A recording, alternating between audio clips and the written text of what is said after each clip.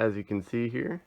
Everything is all back together. All the parts are there that need to be there.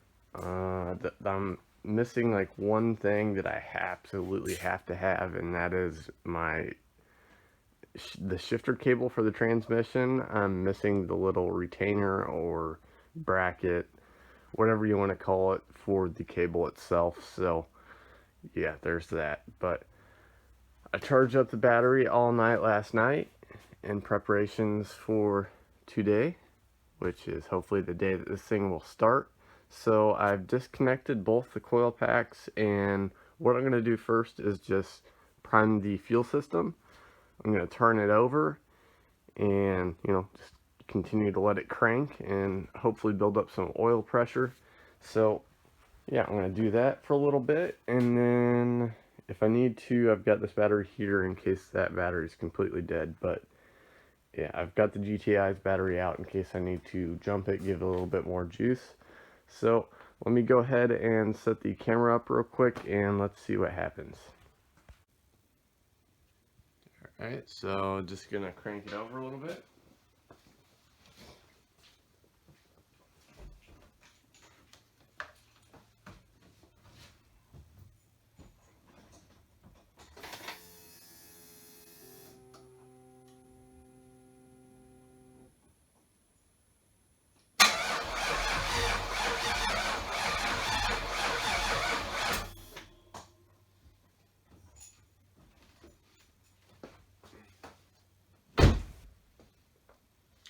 Alright, I'm just going to jump into it, hook these coil packs up. Alright, just keep in mind my exhaust is not completely on there. There's no muffler, so it may be loud. It may be really loud.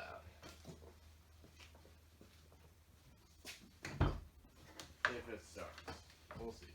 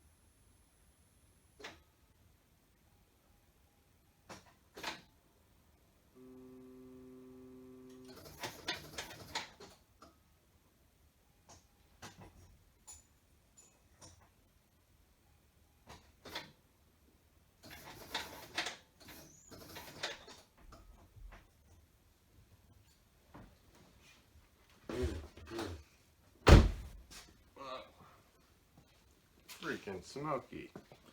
Holy shit though. Started up, it was loud as shit. Oh my god, it's smoky in here. Whoa.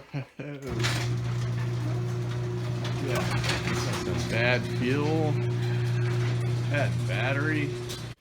Alright guys, so my battery is completely dead. I don't even actually have a voltmeter to test my battery because my voltmeter's battery is dead. I really did not want to have to buy a new battery, but I guess I'm gonna have to, because now it won't even turn it over or anything. But yeah, so it started up. It sounded decent until it shut off and then didn't. But yeah, I know there's some bad gas in here, and yeah, hardly any power. So I'm gonna have to run to the store, pick up a new battery, and also I'm gonna go ahead and pick up some good fuel to throw into this thing. And I ran into a little bit of an issue where it would start up for maybe 10-15 seconds and then it would just shut itself off, and it would keep doing that over and over again. So I wasn't sure if maybe it was a crank sensor or something like that, but I got out and I busted the old multimeter out, did some testing, and found that there was 12 volts at the block. I'm pretty sure that my starter solenoid was shorting out on the casing and creating a 12 volt leak into the block. So I went ahead and purchased a $50 cheapo Amazon special starter right there. And I also got a new battery or starter wire cable terminal dealio here. So yeah, gonna replace this thing as well. Unfortunately, I got the wrong one. This is a top post, and this wire only goes to the distribution block, and then there's supposed to be another wire that goes from that distribution block down to the starter. The way that it's set up now is it's a side post, and you can see on this one it's got two wires that come off of it, just like this one here, except yeah, this one, the wire just goes to the distribution block, and then it bolts on again and then goes down to the starter. And this side post style, like I've got here, it's got the one wire for the fuse block, and then it's got the one wire that goes over here to the distribution block, and it's got this little piece in there that kind of tees off so that there's a spot for the alternator wire to plug into and charge the system. And yeah, unfortunately this one I got from Autovin is a different style, or it goes to a different style distribution block anyway. So yeah, I'm gonna have to run to the parts store and get another wire and some connectors to extend this wire and make it work with my distribution block. No big deal, I'll get that taken care of. But yeah, that's what I'm gonna be doing today. I'm gonna replace that starter with the brand new starter solenoid on it, and this battery cable terminal all in one dealio right here. I'm gonna go ahead and throw this on there. Even though it is a different style, it'll be fine, it'll work, and it's brand new wire that has no corrosion in it. So yeah, where I started this thing, because I did actually take a video of that, and yeah, hopefully that takes care of the problem. I was thinking if it wasn't that, whenever it would die after I'd start it, the check engine light would come on while it was dying. So I thought that was kind of weird. I was thinking maybe the crank sensor or something was bad. So I've got a spare crank sensor, and fortunately, while I had the starter off, that's basically all you have to do to get to the crank sensor to change it out. So I'm gonna go ahead and change out that crank sensor that's in there with the other one that I've got from my 5.3, because they are the same sensors. So yeah, I'm gonna change out that crank sensor, change out the battery, or not the battery, the starter and the battery cable, starter cable. The next day here, and as I was saying in that last video, I have the starter out now. I have the starter wire out at this point now, and before I took it completely out, I actually plugged up the positive battery cable, the starter wire. That's what I've been calling it. I'm going to continue to.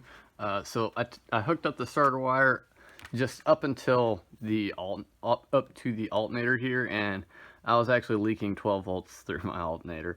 I didn't check that before. I guess I should have, but yeah, so my regulator or rectifier, or whatever the hell it's called, in an alternator, it was bad, and it was leaking 12 volts through the casing here, and obviously that's not good because this is supposed to be grounded. You can tell there. So yeah, this is supposed to be grounded because it's bolted into the block anyway, and the block is supposed to be grounded. So yeah, I was leaking 12 volts through my alternator. I don't know how that happened. My alternator was good whenever this thing was taken apart, but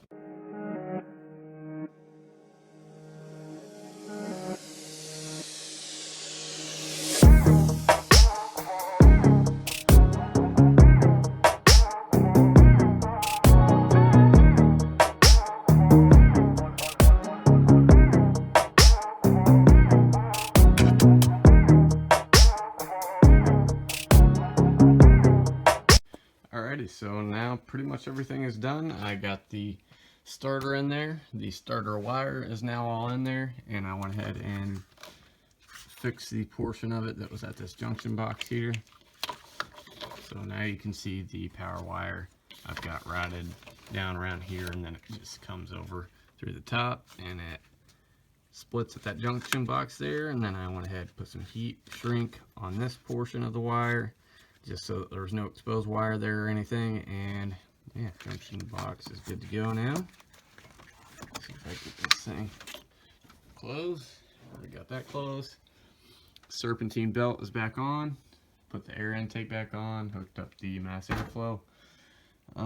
So yeah, now I just gotta connect the battery back up, and it's good to try and start. So yeah, gonna go ahead and hook this battery back up.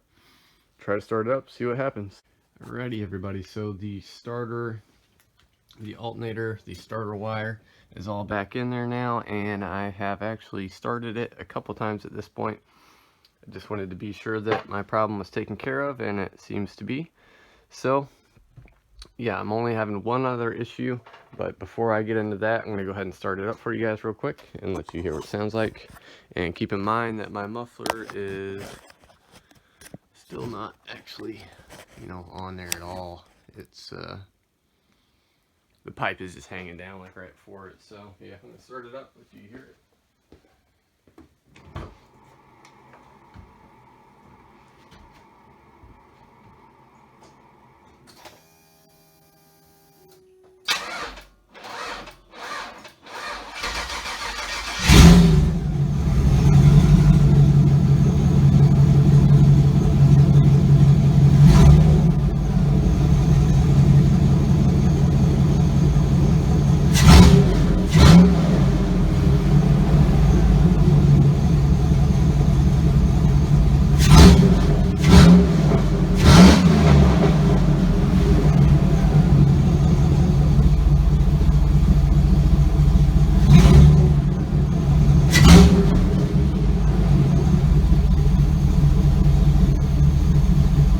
So that's pretty much it, guys. I knocked out all the stuff that I wanted to. Did a little bit more. I didn't really plan on taking a video of it starting and everything, but I wanted to do it for you guys. I'm sure you guys were getting kind of antsy, ready to see this thing fire up, and we're probably wondering what was going on with it. But yeah, there we go. 6.0 swapped Avalanche.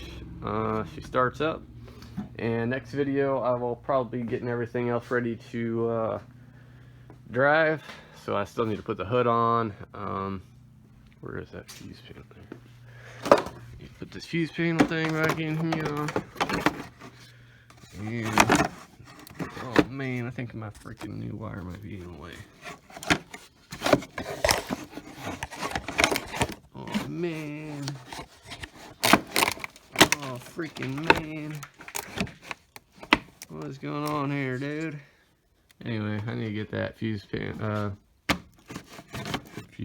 block cover dealio back on there. Get my hood back on here. I need to PB blaster WD-40 and that shifter cable, and then also secure that a little bit better. But I mean, we're pretty much there, guys. You heard it idle and rev up and all that good stuff. It sounds pretty good. So yeah, I'll see you in the next video. Bye.